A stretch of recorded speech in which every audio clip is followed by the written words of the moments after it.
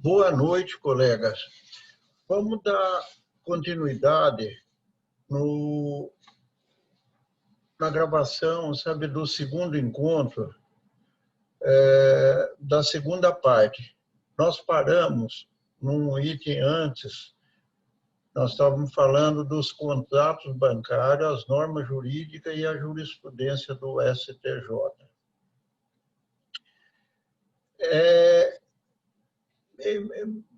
Já no Código de Processo Civil antigo, o anterior, já existia começou a existir uma necessidade, porque as jurisprudências e os julgados dos tribunais começaram a conflitar um julgado com o outro, por causa da liberdade que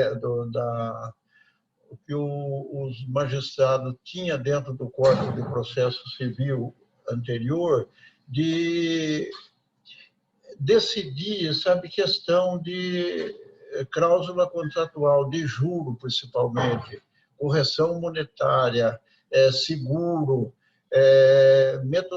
metodologia de cálculo baseado em cima do trabalho do perito. Ó, veja bem, o perito normalmente hoje que ele tem mais conhecimento de legislação e jurisprudência. O perito antigo não tinha muito conhecimento desse aí. Então, o que ele fazia? Ele tinha um sistema, sabe, de trabalho que ele fazia em cima, sabe, da matemática financeira, da matemática lógica. Não era em cima de uma análise econômica do direito normativo, que é ver o que a lei e a jurisprudência diz, sabe, para se proceder o cálculo. Então, esse Código de Processo Civil novo, ele veio a calhar, sabe, a necessidade que existia, sabe, de racionalizar a grande quantidade de normas esparsas do direito bancário e títulos de crédito.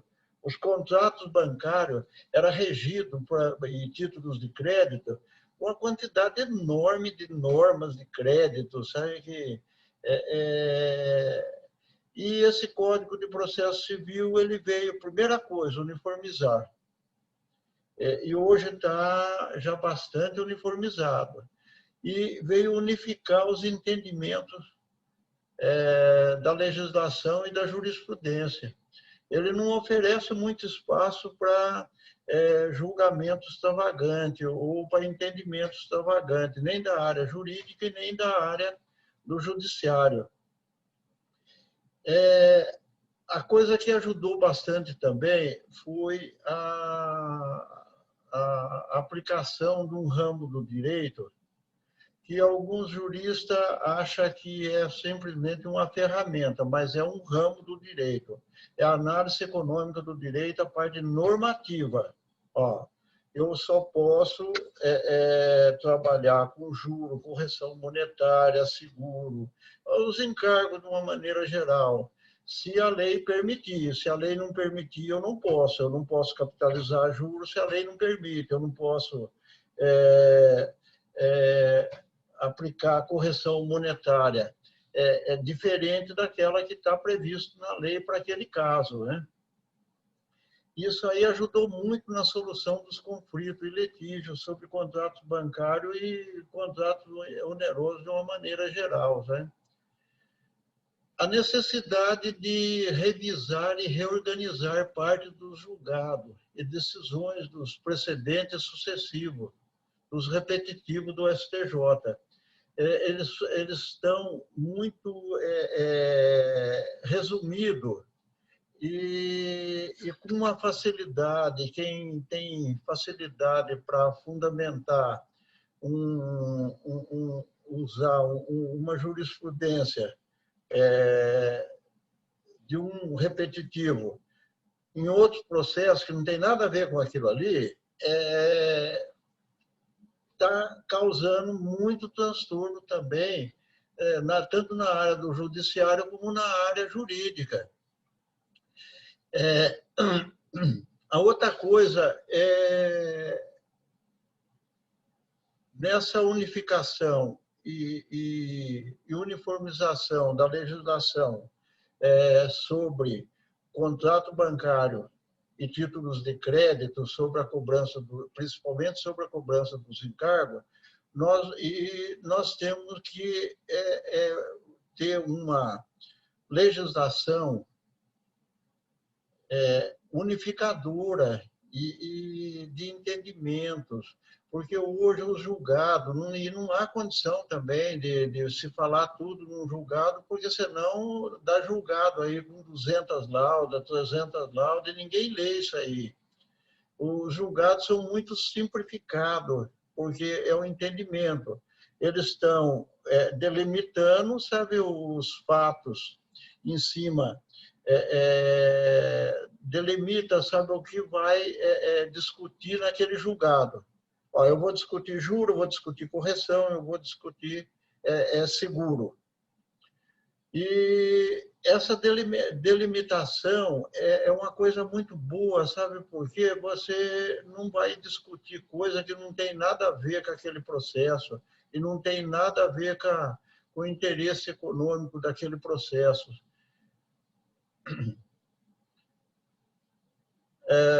Com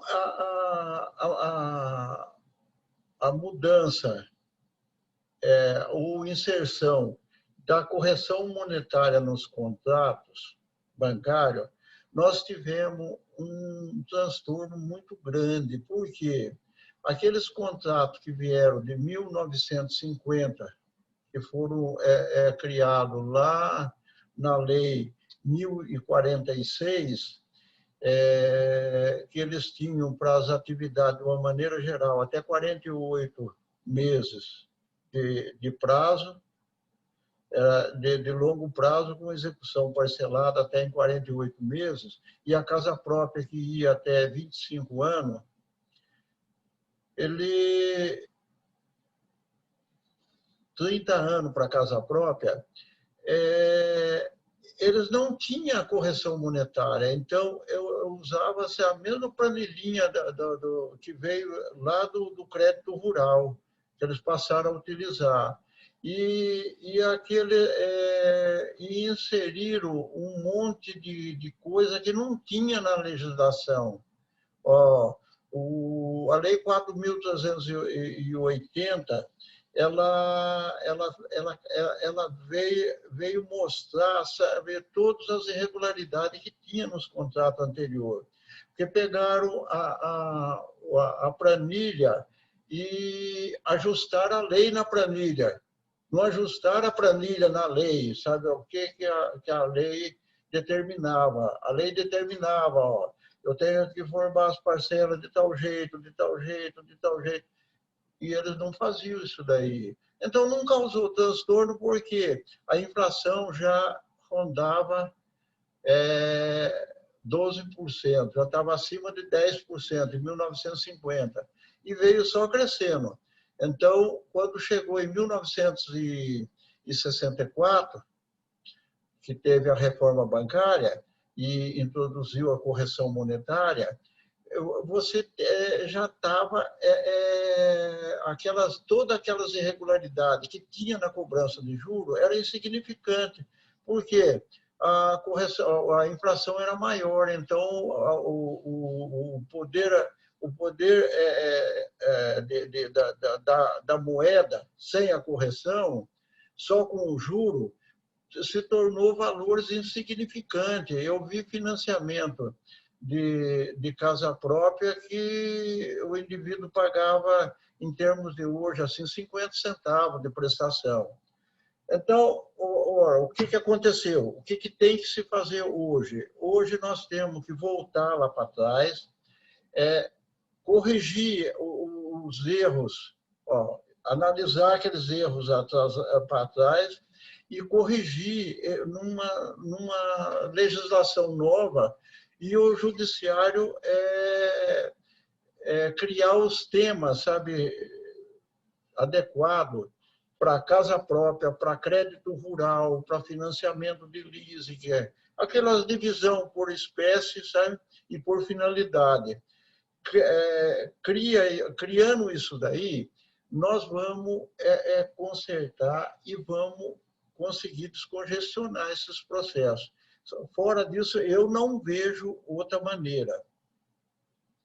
Outra coisa que está prejudicando também, um processo sobe, aqui tem processo da casa própria que já subiu, foi para o Tribunal Regional Federal, o tribunal afastou o juro capitalizado, não pode cobrar juro capitalizado. Quando o processo volta para cá, no cumprimento de sentença, rediscute a dívida de novo, porque volta a tabela price, volta o juro capitalizado, tudinho de novo. Então, isso daí é coisa que vai ter que, nos temas, sabe, corrigir isso aí. Os temas criados, corrigir esse tipo de coisa. Outra coisa, hoje está muito fácil para trabalhar. Juntar, você tem, por exemplo,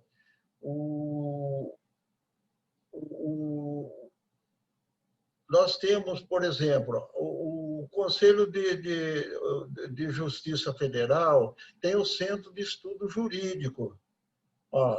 Ele analisa todos os enunciados do Juizado Especial, de Corte de Arbitragem, da Comissão de Conciliação e Mediação. Ele tem todos aqueles enunciados já prontos, enunciados ótimos. Nós temos os repetitivos, temos os julgados, sabe?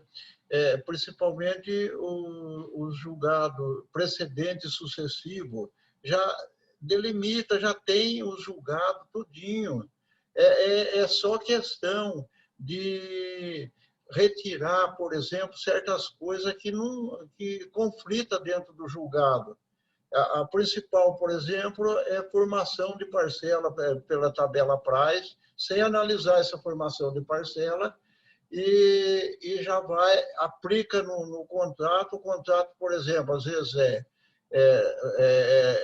9,72% ao ano, a taxa nominal para capitalizar, mensal, no prazo de um ano.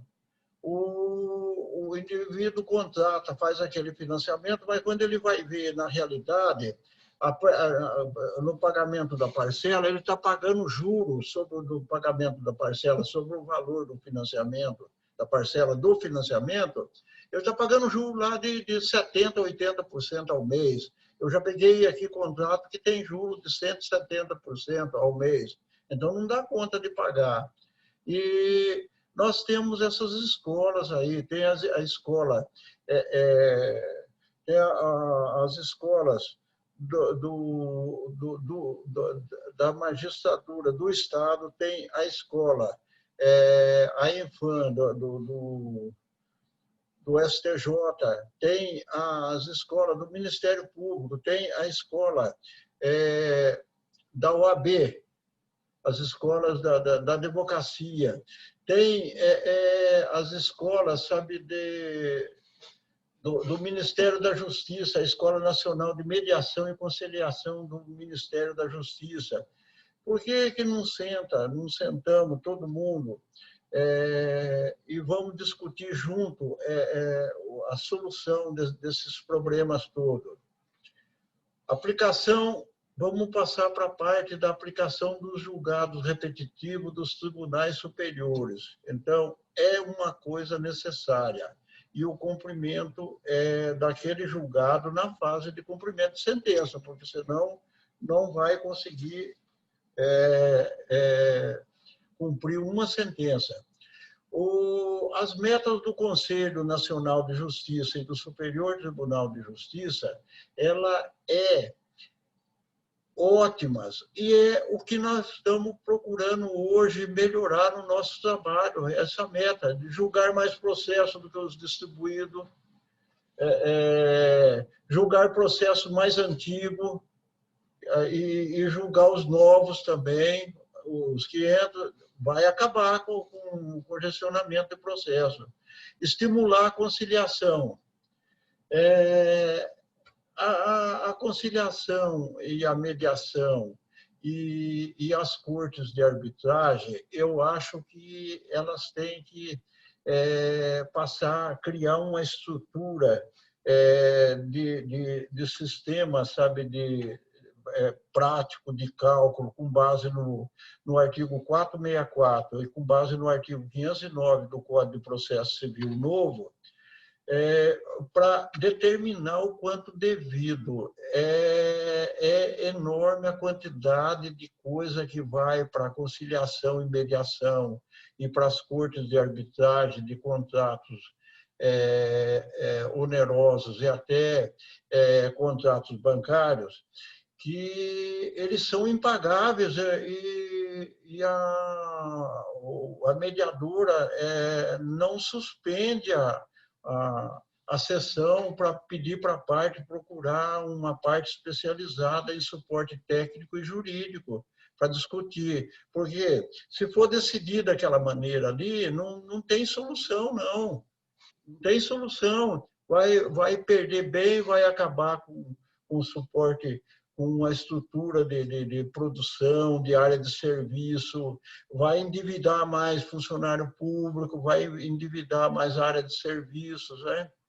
Isso aí você vê facilmente quando se analisa a pesquisa do Conselho Nacional de Justiça e do Superior Tribunal de Justiça, dos maiores demandantes. O maior demandante lá não aparece funcionário público, não aparece produtor rural, não aparece prestador de serviço, aparece banco, Ministério Público e bancos, banco de uma maneira geral, os bancos oficiais. O Banco do Brasil é campeão de execução, tá no último, tá no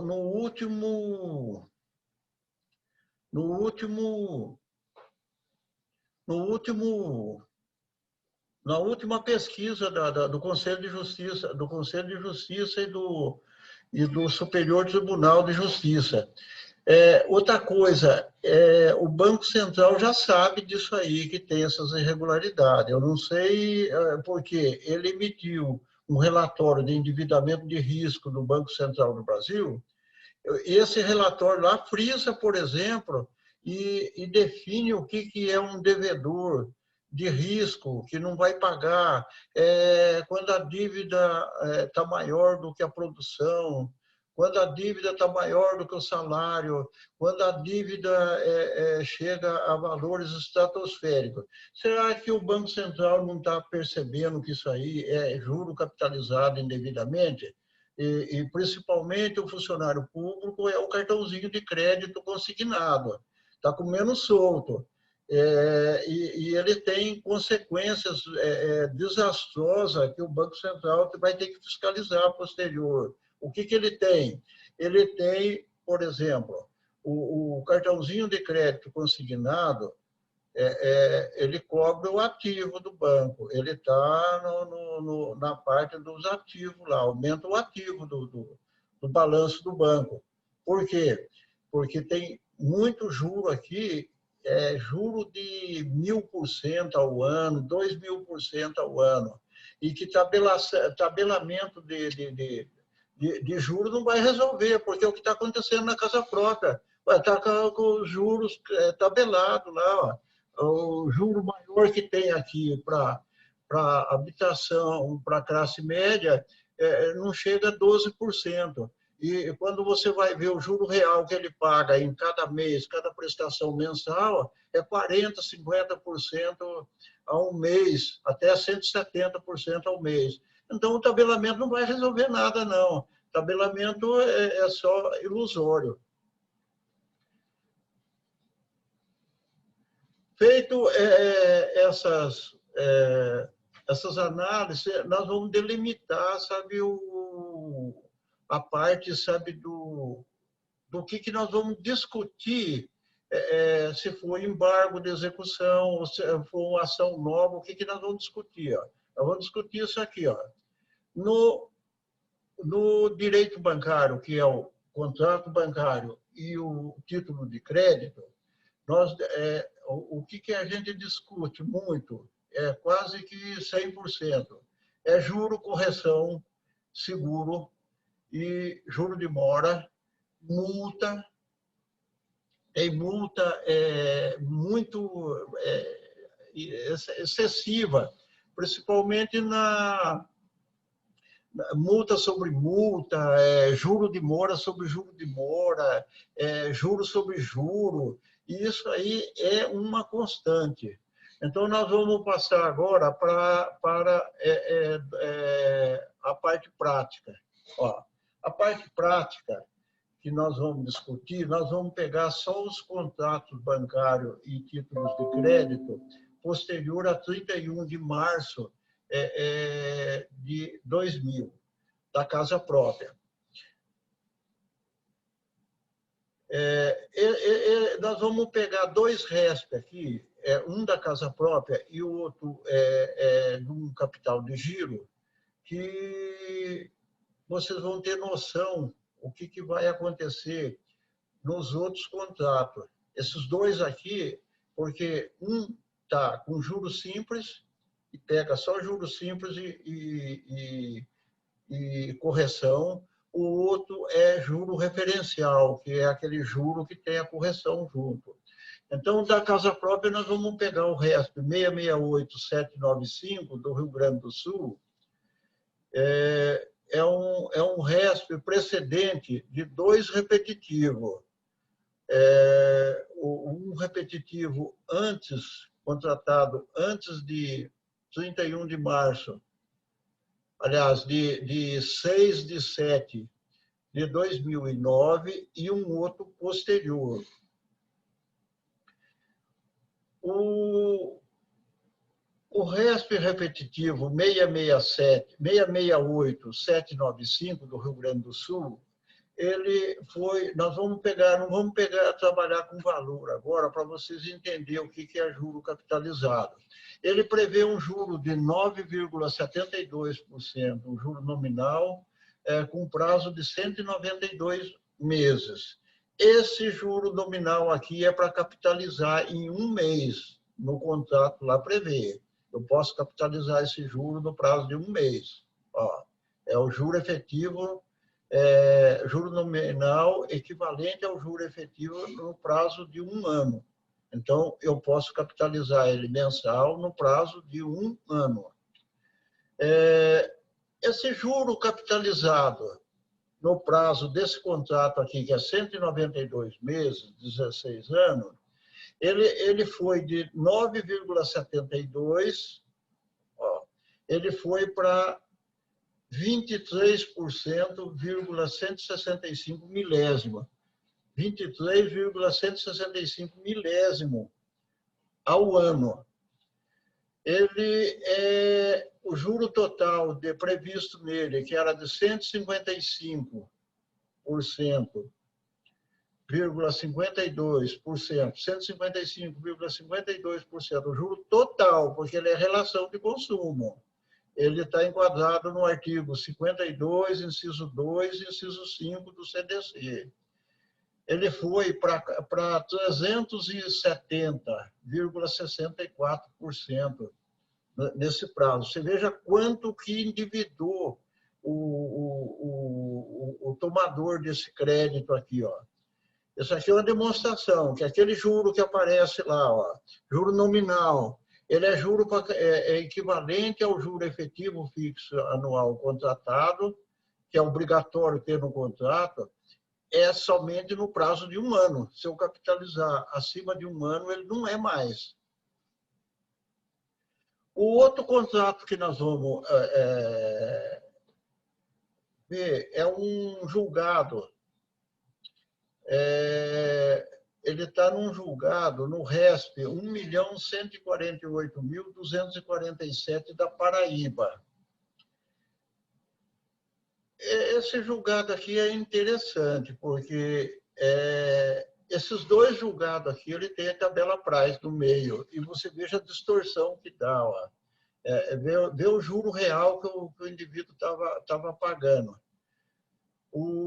Esse contrato aqui, ele é um contrato de capital de giro de R$ 6.600 na época. Ele foi contratado na época da transição do Cruzeiro Real para o Real, no plano real, bem na época da implantação do plano real.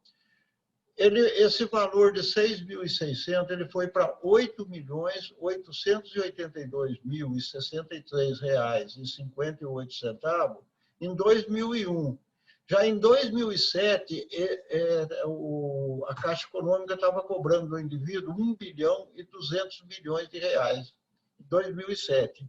Então, aquilo que eu falei lá atrás, ó, o julgado, para se julgar, fundamentar, a área jurídica fundamentar uma petição, você não pode se basear só no cálculo, você tem que se basear na lei, ó, fazer as análises todinho, porque isso daqui, o que foi? A área técnica da Caixa não fazia esses cálculos aqui, ó, ela pegou simplesmente a análise econômica positiva, ou análise da matemática pura. Calculou isso aí, ó. Pegou um juro lá de trás, antes do plano real, e veio calculando, que estava na tabela Price. Ó. Veio calculando.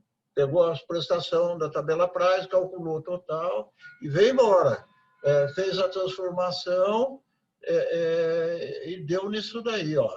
Então, o financiamento de um carro popular, equivalente a um carro popular, ele se tornou um valor equivalente a 55.180 carros populares em 2007. É muita coisa, viu? Em 14 anos, você transformar uma dívida dessa aí numa dívida bilionária. Aqui é bilionário. Então, é muita coisa. Então, esses dois contratos que nós vamos estudar para frente. Bom, e agora o fecho final. Resumo dos procedimentos práticos aqui, ó. E nós vamos resumir tudo o que nós falamos no primeiro e segundo encontro. Para o advogado, o que o advogado vai ter que fazer? Eu enumerei analisar o processo, que são aqueles procedimentos lá de cima, da delimitação do que vai ser discutido. Então, eu delimitei aqui nos tópicos K a K7. Está delimitado tudo o que nós vamos discutir dentro desses dois processos. O advogado simplesmente não vai estar preocupado de aprender matemática, nada disso aí, não. O conhecimento de matemática que ele tem e o conhecimento de aritmética, ele resolve isso aqui facilmente. Por quê? O advogado é o que tem maior contato com o cliente que está com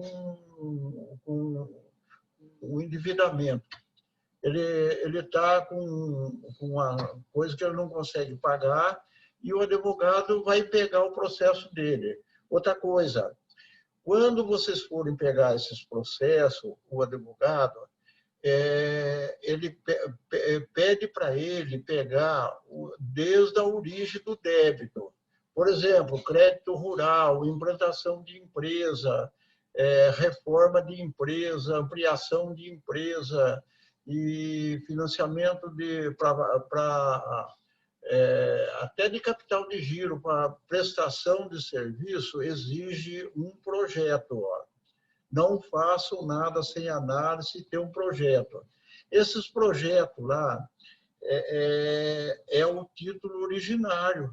É o título de crédito originário, é o projeto, porque o indivíduo falou, eu preciso desse tipo de financiamento aqui, e o credor vai falar, não, eu vou deferir esse financiamento para você nessas condições que está aí dentro do projeto.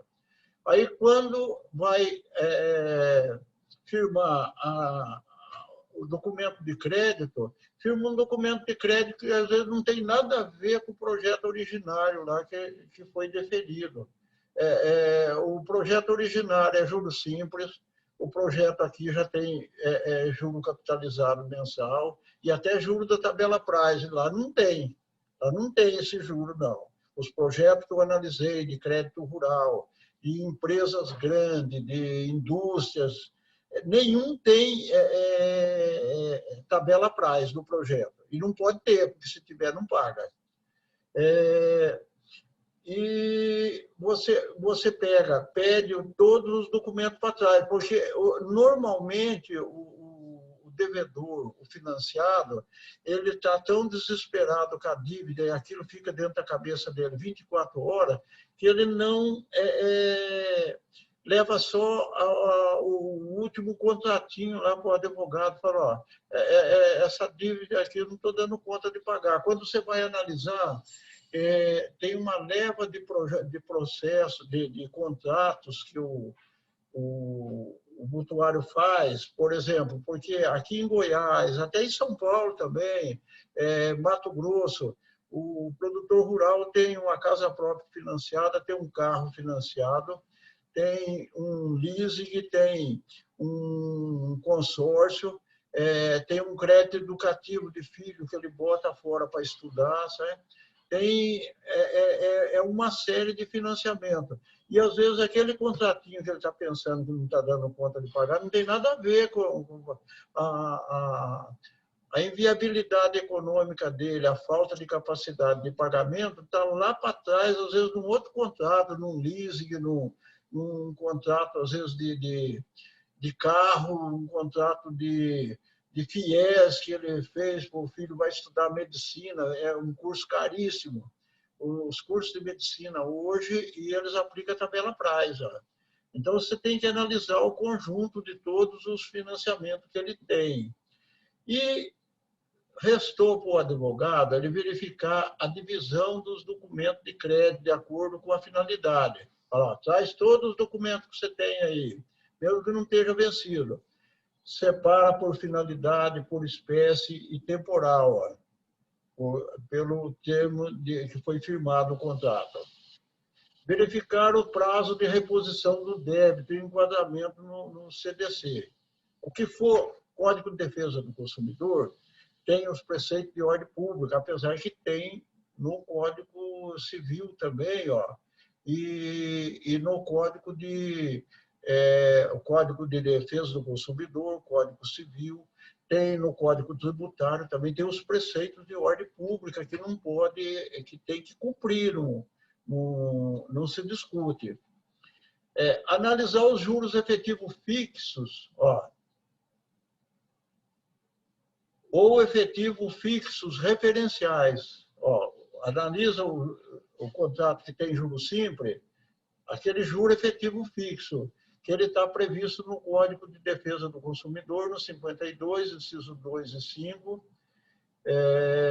e no artigo 15A da Lei 4.380. Casa própria, você vai analisar lá, 4.380. Está no artigo 28 da Lei 10.931 e está no artigo 5º e 6º, por aí, também da Lei 4.380. Você vai ver como é que se calcula as prestações de juros, dá uma olhadinha lá para ver se está batendo. Ó, analisar os juros nominais contratados para capitalização anual em prazo superior a 1 ano. Esse aqui fechou. Ó. O advogado viu que tem isso daqui, tem irregularidade. Então, é uma questão boa para você pegar. E outra coisa, o bom, o aconselhável é você trabalhar com uma carteira. Por exemplo, um escritório grande, um advogado dificilmente vai dominar tudo. Então, ele pega um casa própria, o outro crédito rural, o outro advogado, pega consórcio, o outro pega cartão de crédito, cheque especial. Todos eles vão ganhar dinheiro para se sustentar. Não vão ficar podre de rico, não. Mas vão... um nicho de mercado isso aqui. E os contratos pequenos é o que se resolve mais rápido, porque ele é menos complexo. Os contratos pequenininhos é fácil de resolver. Um contrato, o indivíduo pega 10 mil, 5 anos depois o banco está cobrando 200 mil, é lógico que tem erro. Você pode olhar o juro lá que não bate com os valores cobrados. Então, o advogado vai só analisar isso aqui, essa parte do juro. Prazo superior a 1 ano, tem juro capitalizado? Se tiver juro capitalizado, tem irregularidade, tem abusividade. A parte do procedimento do técnico. O técnico entende aí a empresa de planejamento, a empresa de análise de processo, de projeto, o assistente técnico da empresa que vai fazer, normalmente é um contador da empresa, ou é um administrador de empresa, ou é um economista, sabe? E feito isso daí, ele tem uma série de coisas. Ele vai verificar aqueles encargos, é coisa que nós vamos discutir para frente lá. Ó. Vai verificar os encargos, se estão corretos, o amparo legal, tem amparo para capitalizar, se não tiver, ele já vai tirando fora. Juro de mora, prêmio de seguro, elaborando a planilha ou memória de cálculo e o trabalho técnico, parecer informativo, versando sobre todas as irregularidades do documento de crédito. Então, o advogado, já quando ele analisa aqui o processo aqui, que ele vai passar para a parte técnica, ele já fala, ó, nós vamos discutir aqui, ó, aqui nós vamos discutir correção juro, correção monetária, seguro, ou vamos discutir só juro referencial, vamos discutir juro de mora. O técnico aqui tem que conversar muito, trabalhar muito junto com o advogado, conversar muito. Por quê que ele tem que conversar muito? Isso aí eu aprendi na parte prática. O técnico, normalmente, ainda tem vários técnicos que não têm conhecimento de direito, não têm conhecimento de jurisprudência, de analisar a jurisprudência. Então, ele vai estudar aqui com o advogado. Aqui, ó. Ele fala, ó, e o advogado, normalmente, não gosta dessa parte técnica, então o advogado... o técnico tem conversar com o advogado, falar, ó, e eu vejo que esse tipo de juro aqui não pode capitalizar, esse tipo de correção não pode cobrar. Nós vamos discutir o que dentro desse processo. Feito isso daí, ele traça o planejamento de trabalho daquele processo. Ó. E usar um trabalho técnico simplificado, em cima do 464 do Código do Processo Civil. E não fazer trabalho complexo, descrever. Exemplo que você for botar lá dentro do processo, você nunca faz um exemplo se o prazo de reposição desse contrato é superior a 2, 3 anos, ou mesmo superior a 1 ano, nunca faça demonstrativo, que eu vejo muito nos pareceres aí, técnico, de prazo de 7 meses, de 8 meses. E você vê nos livros de matemática financeira aí, a grande complicação que tem, eles pegam lá, por exemplo, e fala, eu posso aplicar tabela Price, eu posso capitalizar esse juro capitalizado, como é que ele vai fazer? Não olha o prazo que está lá de capitalização, não olha que a tabela Price, como é que é formada as parcelas da tabela Price, outra coisa, não olha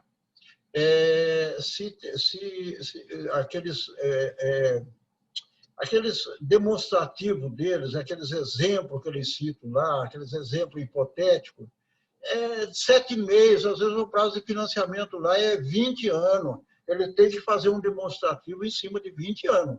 Se você for fazer qualquer demonstrativo em cima do prazo total do contrato.